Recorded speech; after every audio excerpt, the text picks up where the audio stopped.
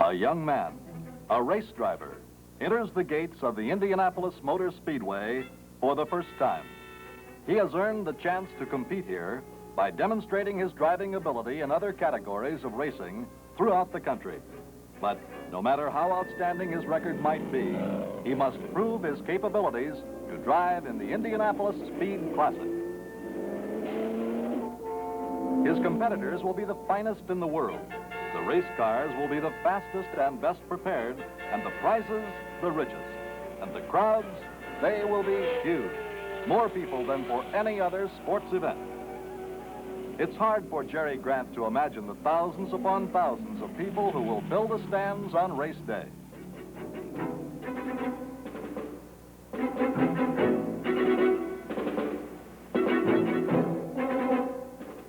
But while the grandstands are empty on the 1st of May, Gasoline Alley is already a beehive of activity.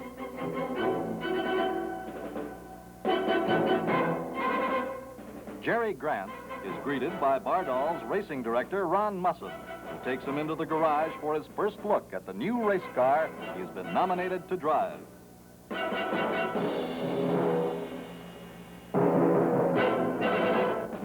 Later on, Jerry watches practice with champion driver A.J. Foyt. It looks easy, deceptively so. But Jerry has not yet realized that the majority of the drivers on the track are veterans with thousands of miles of Indianapolis experience behind them.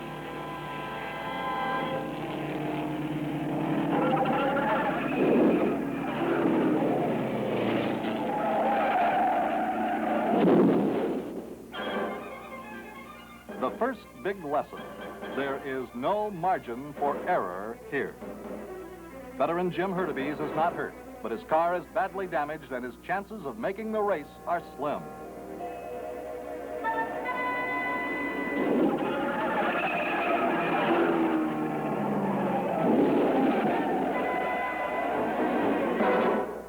The second big lesson: mechanical failure can cause accidents.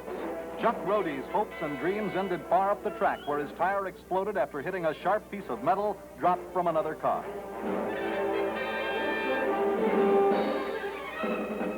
The third lesson: nothing about the Indianapolis Motor Speedway is going to be easy.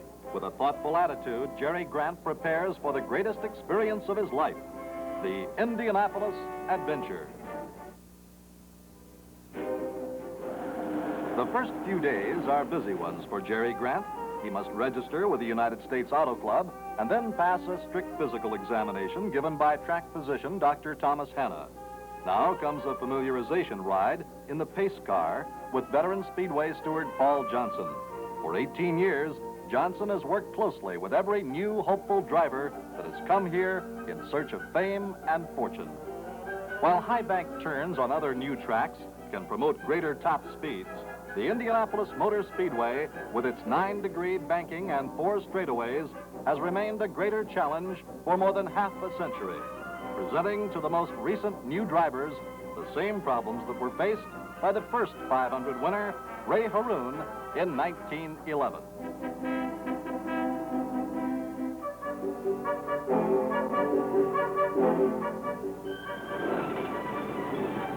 At the end of the ride, Paul Johnson impresses one important fact upon Jerry Grant. In the driver's test to follow, he will be watched closely, but the officials and other drivers concerned are there to counsel and assist him with any problem that may confront him. The brand new Bardol race car, with a new driver behind the wheel, is pushed out to the pits.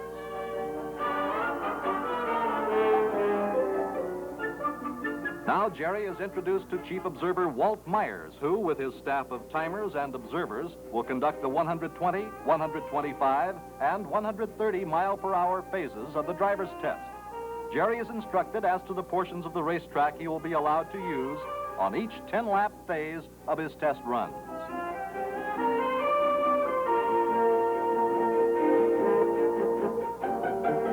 You sit in an automobile, but you try on a race car.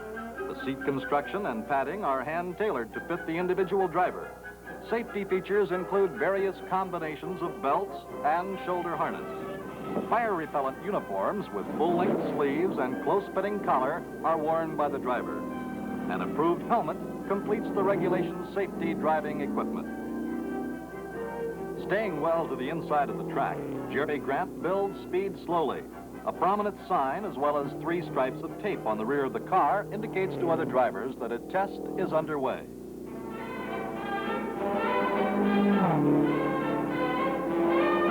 "120 miles an hour, barely crawling at the Indianapolis Motor Speedway, but far faster than the average highway driver will ever travel in a lifetime."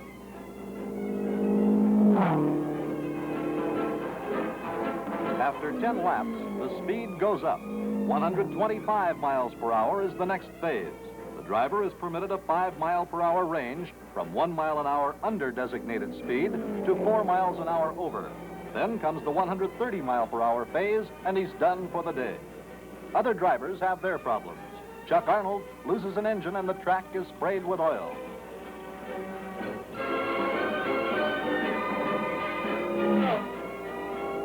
Absorbent powder covers the track, and soon drivers feel they're practicing in a snowstorm.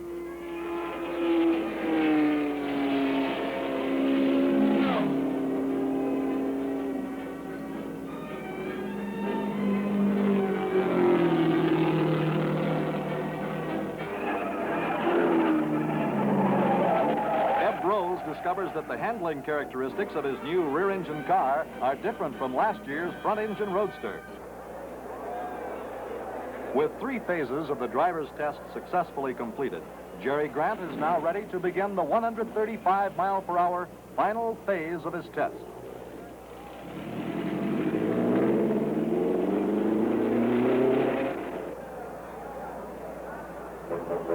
Qualified drivers are stationed in 5 observation posts around the track. Paul Johnson is in charge of this last and most important portion of the familiarization run. Grant is running a very consistent 135-mile-per-hour average.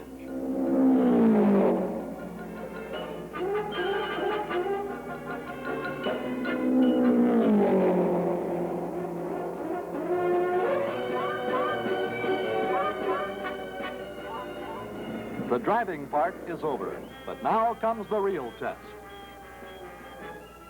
Will these veteran drivers accept Jerry Grant as a capable competitor? They do, and Grant is now ready for the time-honored, once-in-a-lifetime ceremony of removing the rookie stripes from the tail of his car.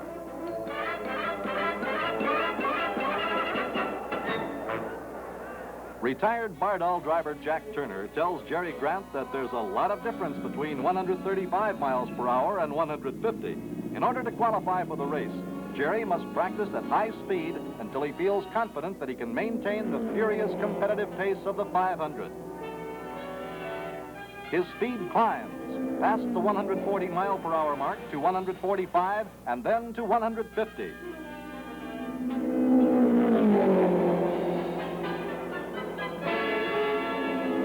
And suddenly, qualification day arrives. The 1963 winner, Parnelli Jones, has a big decision to make. Should he go with a new rear-engine car, or should he stick with last year's winning front-engine roadster?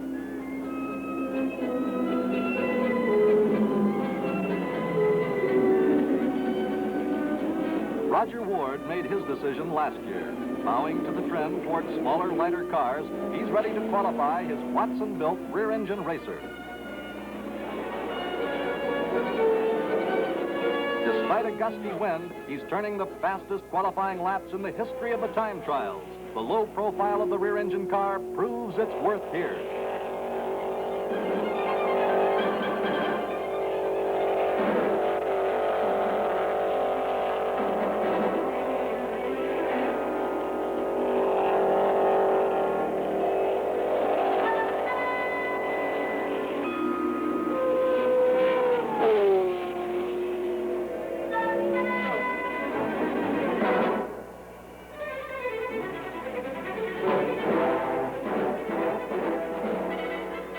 Car owner Bob Wilkie greets Roger Ward with congratulations on a new qualifying record of 156.406 miles per hour. Jim Clark, champion international race driver, posts a new one-lap record of over 159 miles per hour. His four-lap average of 158.828 makes him the fastest qualifier and the man to beat on Memorial Day.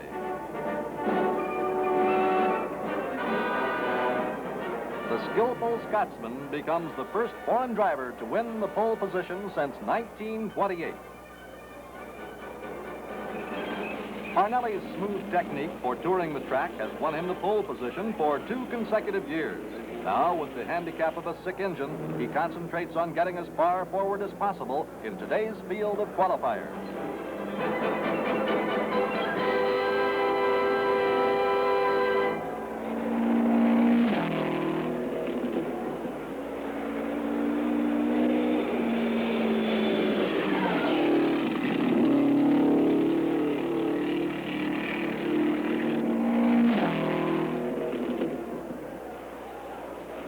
Good speed, better than 155 miles per hour. He takes the checkered flag with a four-lap average of 155.099, making his car the speediest of all the front-engine roadsters. Let's wait for race day, he says. With a good engine, we'll really go.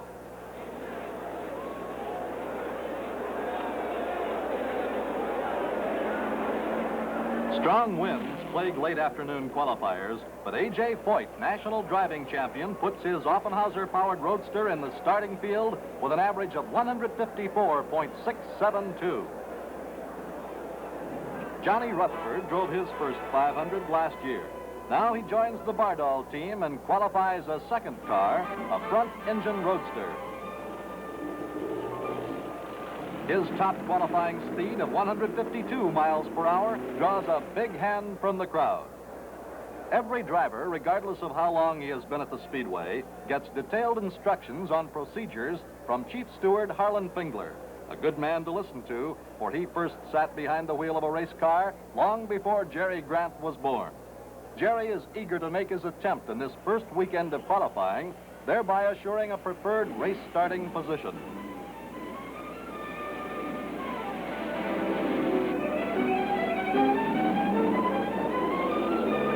More than 150,000 excited race fans watch as a Bardol Special pulls onto the track and builds up speed. Only from the air can the spectator fully appreciate the fantastic size of this greatest of all American racing plants. The Bardol Special streaks through turn 4 and into the main straightaway. There's the green flag. Jerry is on his way. A qualifying run consists of 4 laps around the track for a total of 10 miles. Top speeds are recorded, and the total time and speed for 4 laps is used to determine the overall average of the run. If the speed is not fast enough to satisfy the crew chief, he has the option of waving a yellow flag in view of officials and approaching driver, nullifying the run. Jerry's speed climbs higher and higher, just a whisper under 150 miles an hour, fast enough to make the race in good position. Coming down the main straightaway, he's all set to take the checker, but suddenly the yellow flag is displayed. Grant is waved off. The team wants both Bardol Specials in the plus 150 mile per hour class.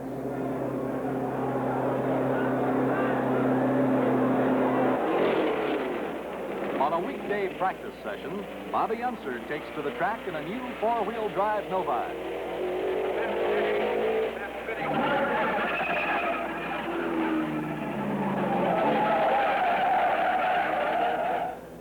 The powerful supercharged engine blows apart. The mop-up crew, hardest working team at the track, has another chore.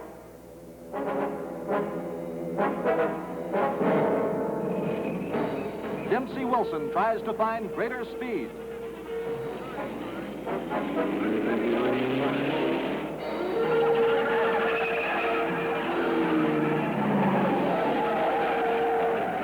And loses it all in the first turn. For this disconsolate driver, it'll be another year before he can try again. Now handling problems begin to plague the Bardol team. The new chassis will not handle properly above 150 miles per hour. Time after time, the car is checked on the bare rack. adjustments are made to try and find a magic combination of correct weight distribution. Test runs show slight improvement, but Jerry Grant is very unhappy as the last day of time trials arrives.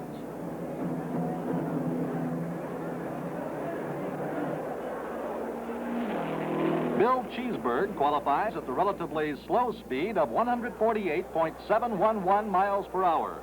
He wonders if he'll be bumped from the field by a faster car, the most gnawing question a driver can ask himself.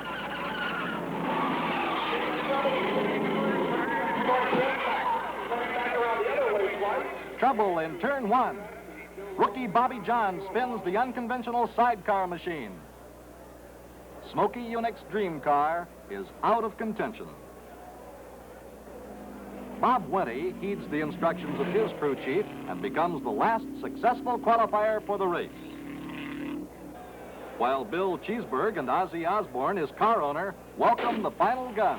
Time trials have ended.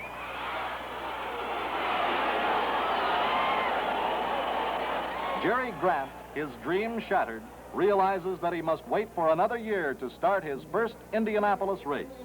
But Bardol continues the tradition of the last decade and a half, and Johnny Rutherford will drive a Bardol special race day. And the 33 cars, like strange, mute creations from some other world, are pushed to their starting positions on the track.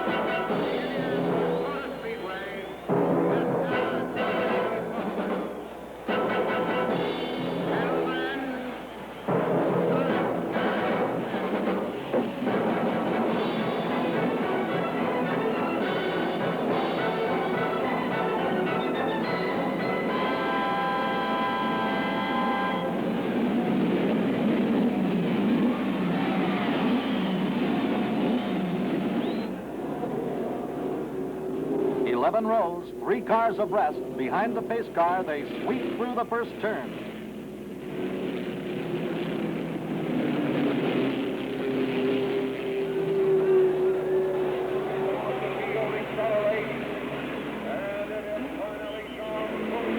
Hart jets his way into the lead.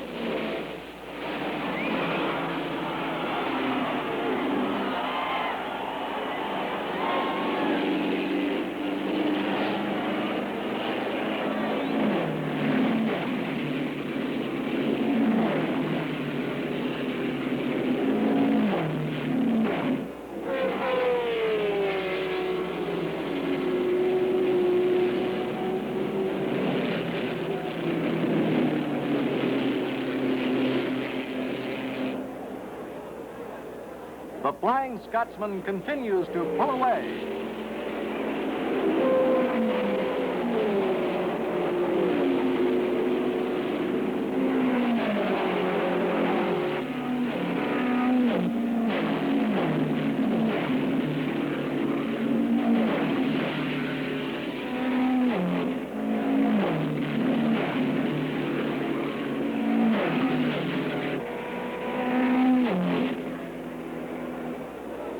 The rear engine cars are running 1, 2, 3.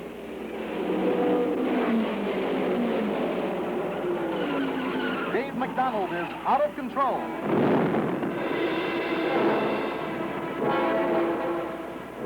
Johnny Rutherford drives the Bardol Special through a ball of fire and breaks into the clear. Fire shoots from the car, but he drives on to blow out the flames as other cars spin and dodge to escape the fiery tangle at the beginning of the main straightaway.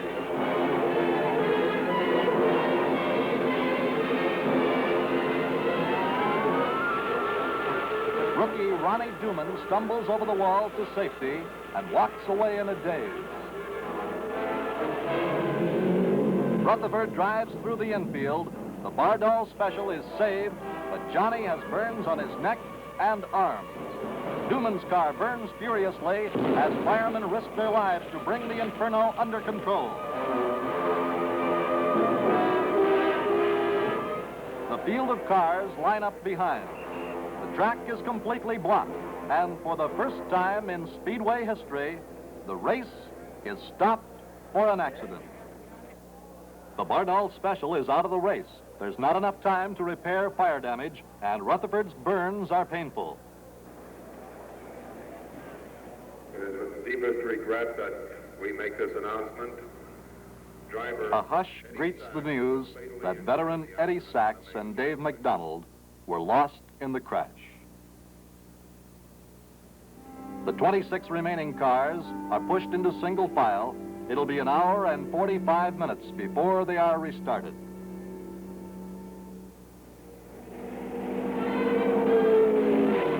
The green flag falls and Clark's Lotus springs into action. A cloud of dust obscures the northwest turn. It's absorbent powder used to dry out the track. Clark blasts through with Bobby Marshman in hot pursuit.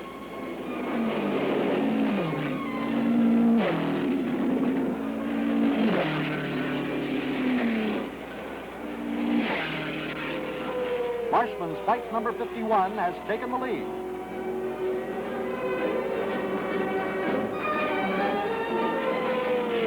It's a short-lived triumph, though. 7 laps later, Marshman coasts to a stop in the infield, out of oil.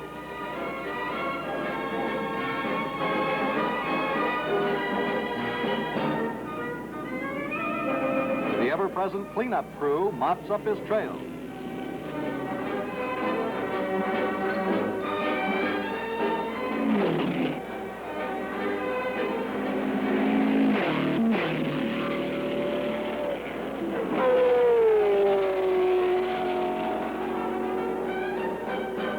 After leading for 8 laps, Clark's lightweight rear-engine car crumples like a stepped-on toy when a rear suspension fails. Using all the driving skill that has made him an international champion, Clark guides his car off the track while the hero of the roadster set, Parnelli Jones, roars into the lead. The most promising European challenger in 3 decades walks back to a suddenly silent pit. Third place, Roger Ward, is coming into the pit.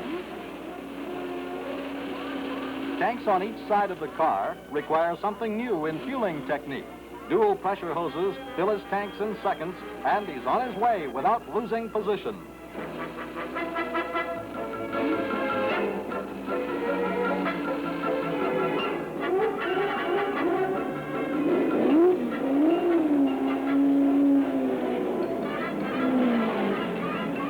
On the track, Parnelli Jones and A.J. Foyt duel in a hub-to-hub contest for first place.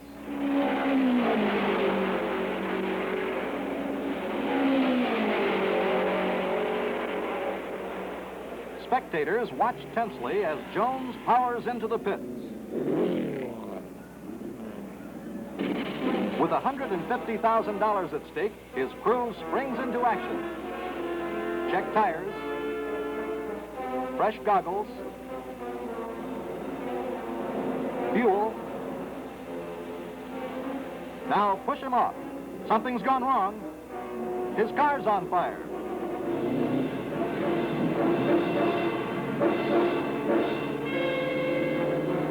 Jones deliberately steers into the pit wall, bails out of the car, and rolls over and over, trying to extinguish the flames. Firemen and the pit crew help save Parnelli.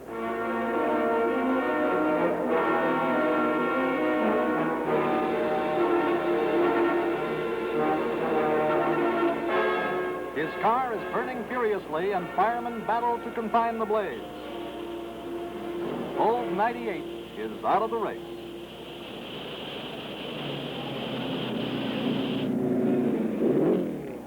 Now running in first position, A.J. Foyt makes his first pit stop. This is the most critical moment to be faced by his crew. Seconds lost here could cost him the lead. A stalled engine might cost him the race. He takes on fuel but no tires, saving precious seconds that will enable him to return to the track before Roger Ward overtakes him.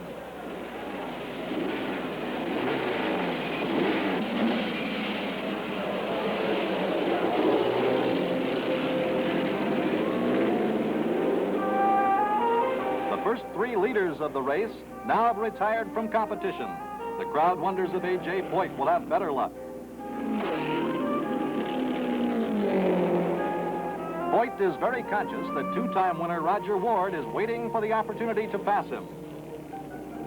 At the halfway point, it's Foyt, Ward, and Hurtubise.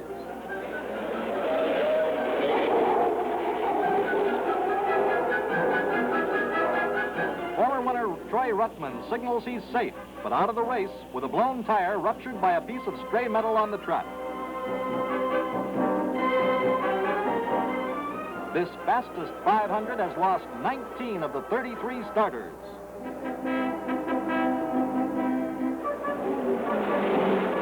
Foyt and Ward continue their 1-2 battle, with Foyt turning laps at 153 miles per hour.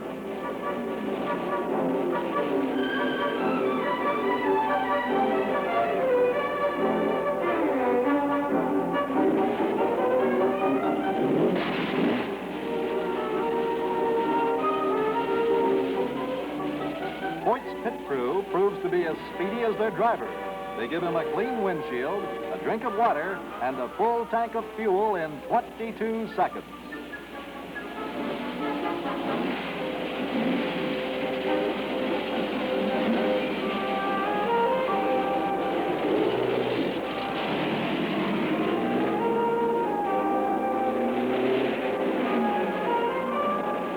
Foyt's relentless pace has put him in position to lap second-place Roger Ward.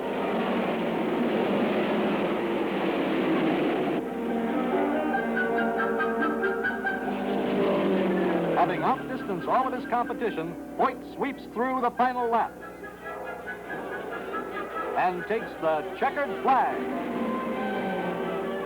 Roger Ward, a lap behind him, heads for second-place honors.